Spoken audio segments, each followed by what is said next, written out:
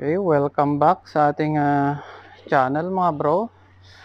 So meron tayong tanggap dito na isang Sharp Afro D 29 inches. So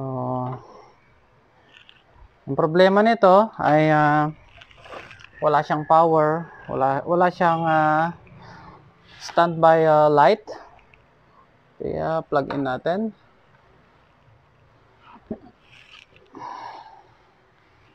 Tapos power on.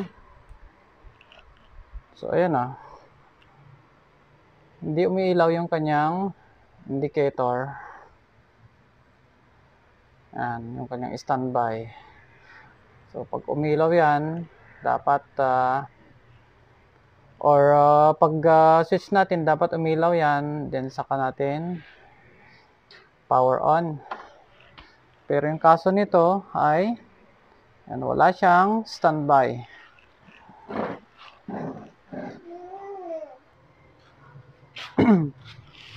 So bali ano to, yan yung kanyang model 29B-P330S.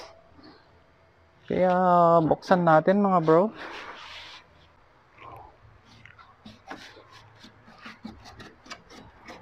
Okay, konting ano lang, linisan lang natin ng konti kasi masyadong maalikabok. So matagal-tagal tayong hindi nakapag troubleshoot ng CRT.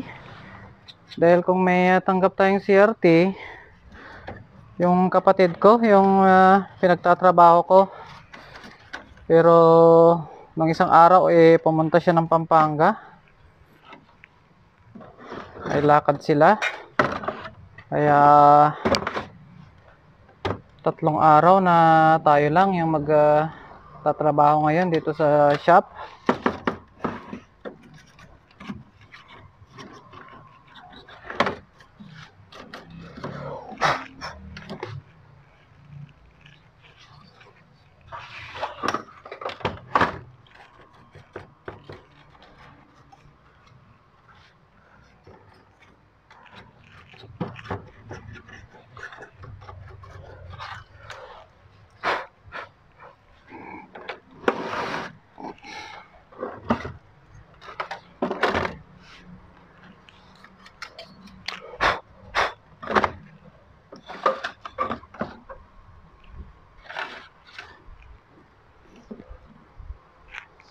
So bali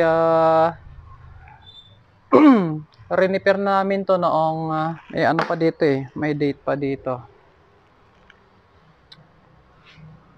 Hindi kita hindi kita. Ayan. February 12, 2023. Bali ang problema nito noon ay yung kanyang audio IC. Naalala ko to, yung kapatid ko yung nagpalit ng ano nito ng kanyang audio IC. Wala siyang sound. Yan, palitan na noon yan. So ngayon, wala naman siyang power. So itong Sharp, check natin kung nakakarating ba yung voltahe niya dito sa main filter capacitor. Nakasaksak pa yan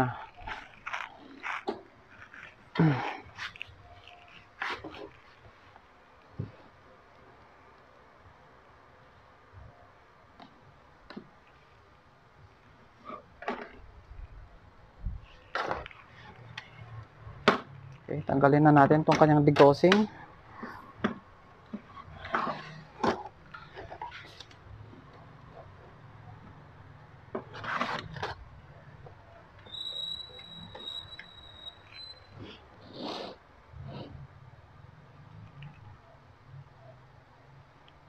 So kita naman yung kanyang main filter capacitor, di ba?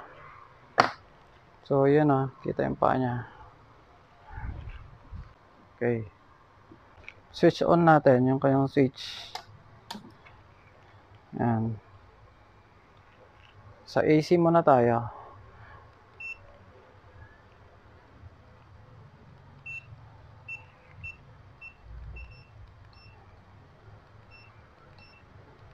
Ayan, AC.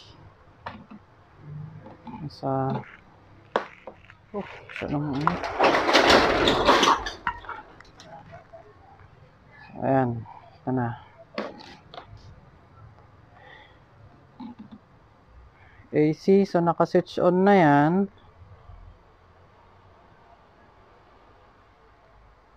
Ayan o. Meron tayong sukat na. So, bali dito ako nagsusukat. Dito sa may switch. Ayan.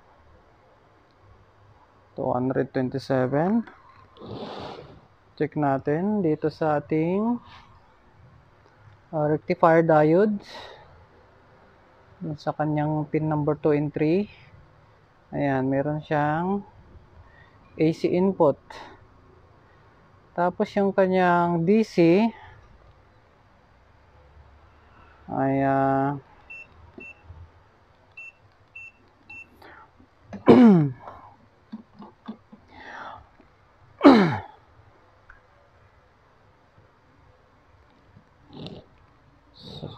yung kanyang DC ay doon na tayo sa main filter capacitor.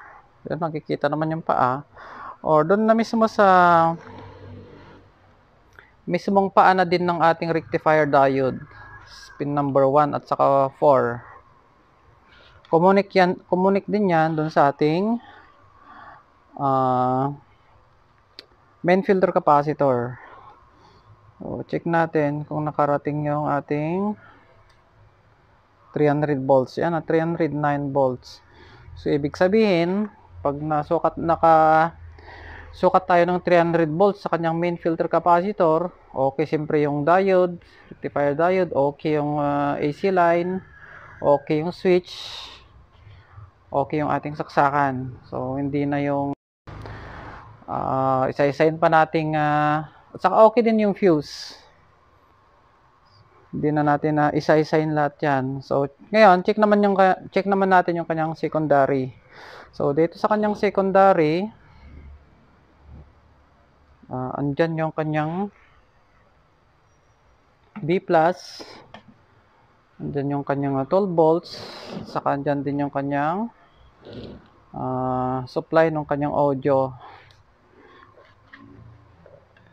Okay, check natin. Bali, since dito tayo sa secondary, yung grounding natin dito ay cold ground. So, pag cold ground, lahat na nang naka-expose na metal dyan, na kalinya or kaline nung halimbawa yung ating antena, yung grounding ng ating antena, yung ground ng ating audio-video jack, yan na yung kanyang cold ground. So, dito tayo sa heatsink ng kanyang audio IC naka-ground. Check natin yung ibang supply. So, ito, supply ng audio IC natin, walang voltage.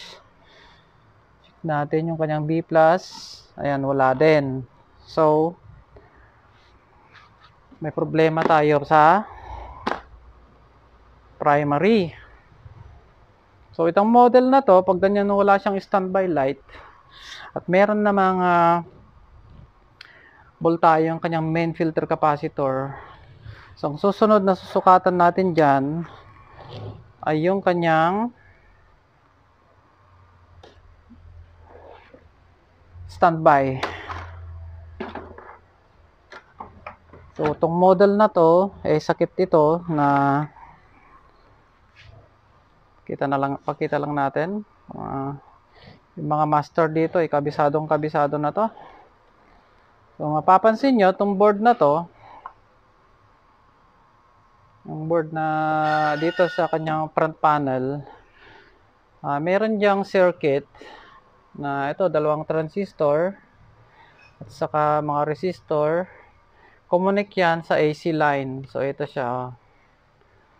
Tapos, meron niyang output na supply, yung wire na white at saka red.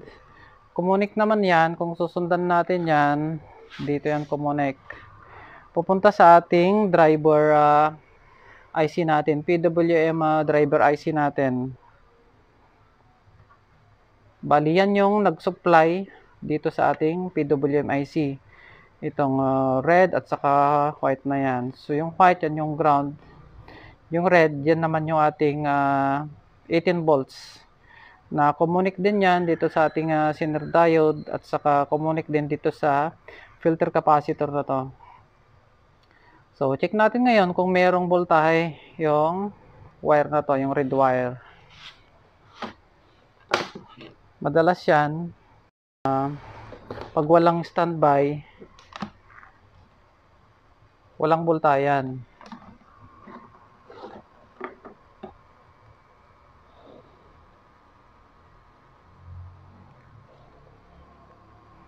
Okay, bali AC muna tayo. AC. So, naka-AC tayo. Pakita natin. AC. Okay, switch on natin. Tapos, tong terminal na to, AC line nito, galing yan sa switch. So, check muna natin kung merong AC. Ayan. 229 volt AC. So, yung isang linya nito, may connect dyan na resistor. Yan yung madalas na nasisira dito. Ang value nito ay 1.8 meg. Pag yan yung na-open or masyado na siyang nag-high value, wala na tayong masusukat dito na voltahe. Ito yung standby voltage na sumupply doon sa kanyang ito yung supply na pinaka BCC ng ating driver IC. So check natin kung meron niyang 18 volts. So, negative yung white, positive yung red. So AC na pala tayo kasi DC yun eh. DC pala tayo. Dahil ayan, naka-DC na tayo. Dapat may masukat tayo dyan na mga 18 volts DC. Ayun. Pansin nyo. May nasukat naman tayong 3.7 volts lang. So, ibig sabihin, yung circuit na to, hindi siya naglalabas ng tamang voltage para pang supply doon sa PWM IC natin. Para yung PWM IC naman, siya naman yung mag-drive doon sa MOSFET at magka-drive ng output doon sa kanyang chopper transformer natin. So, yan yung chopper transformer natin. Tapos, meron yang MOSFET sa ilalim. Ayan. Okay, tanggalin na natin yung saksakan at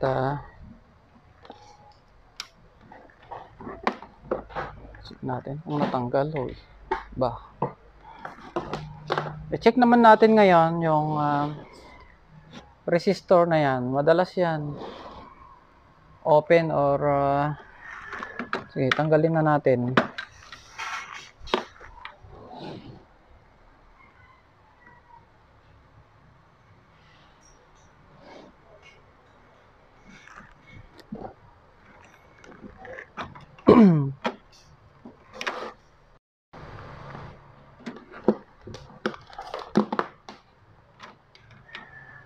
Bali yung code niya is R5701. Check natin yung resistance. Dapat ano yan, 1 meg. 1 meg yung resistance niyan. Kita natin ng close up.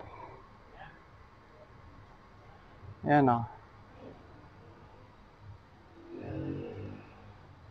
Bali 1.8 meg yung value ng resistor. Check natin. So ayan oh, 'di ba?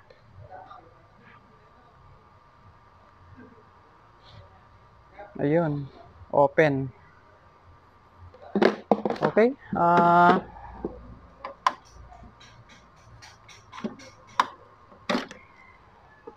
Tanggalin lang natin itong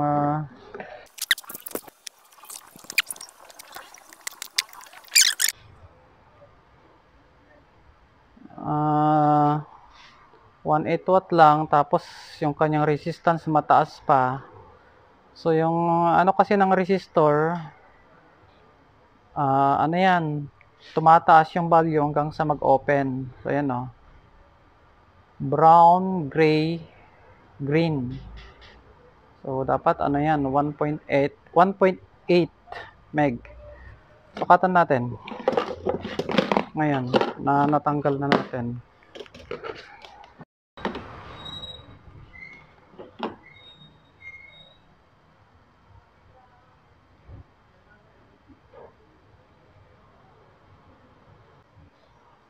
Okay, dyan na mismo sa ating tester.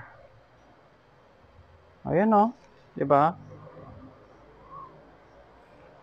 Open siya. So, wala tayong eksakto na ano dyan, 1.8. Bali, lalagyan na lang natin ng ano to, dalawang 1 meg. So, bali 2 meg. Okay lang yun. Pasok pa rin yun mga bro, kahit 2 meg. Okay, hanap lang tayo ng resistor. Ayan, bali meron tayong nahanap dito na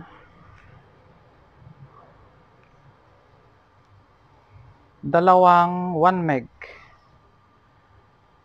Oops, blurred pa. Ayan, dalawang 1 meg na 1 watt. Check natin yung resistance ngayon.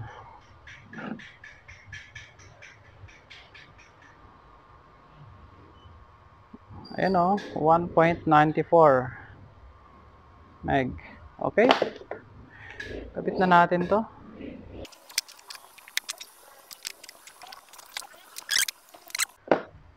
Close up natin yung pinalit natin. Ayan, dyan sa nakalagay, connect siya doon sa isang AC line. Yan o, galing sa switch. Kumbaga ito yung pinaka ano niya, start up or run DC ng ating PWM IC.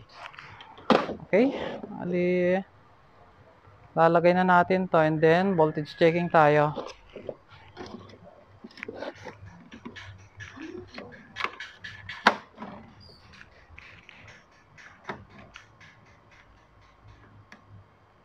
Sigurado meron ng output yung ating start up or BCC natin, sumapply dun sa ating PWM IC. So, saan na yan?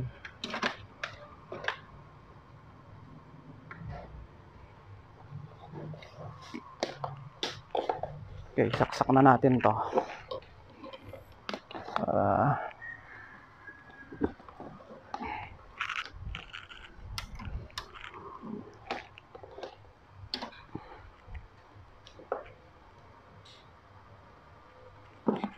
Stick natin, set natin sa DC yung ating tester.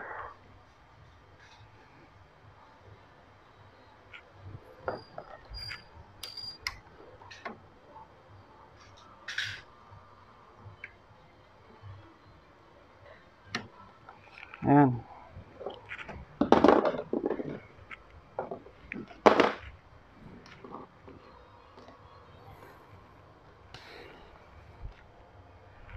Okay, switch on natin.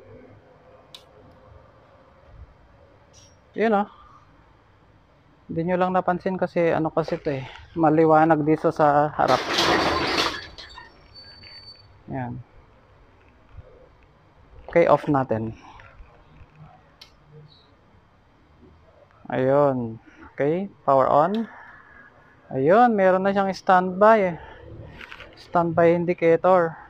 Sukatan natin yung ano kanina, yung red at saka white. So ito yung startup natin or BCC ng PWM. Kanina ang reading nito ay nasa 3.7 volt. Ngayon, napalitan na natin yung resistor. Ayun o, nasa 14 na. Ayan, 14.2 volts. Minsan naglalaro yung voltahe nito sa 12 to 18. So, depende sa ano nyo, sa taas ng voltahe doon sa lugar nyo. So, ito meron tayong nasukat na 14.2 volts. So, hindi makita yung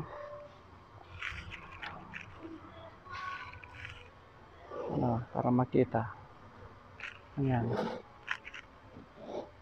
Dito ko siya susukatan. Ayan. 14.2 volts. Ayan. Pindutin natin yung power kung mag-on na yan. Ayun, no, nag-green na.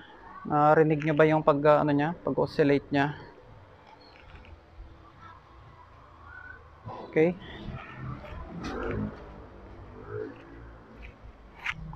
Ayun. Puntahan natin yung harap ng TV. Ayun na. Okay, lalagyan lang natin ng signal.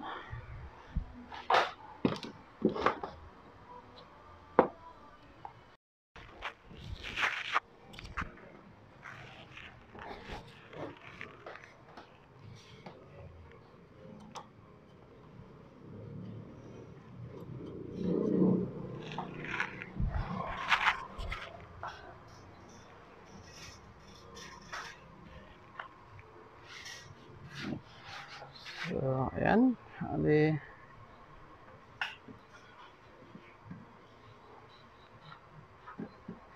On.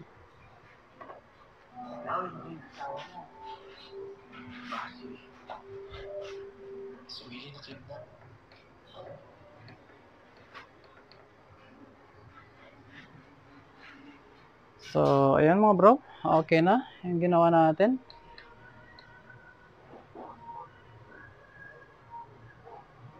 Ayan, kung nagustuhan nyo yung ating video, please like, share, and subscribe. Okay, maraming salamat.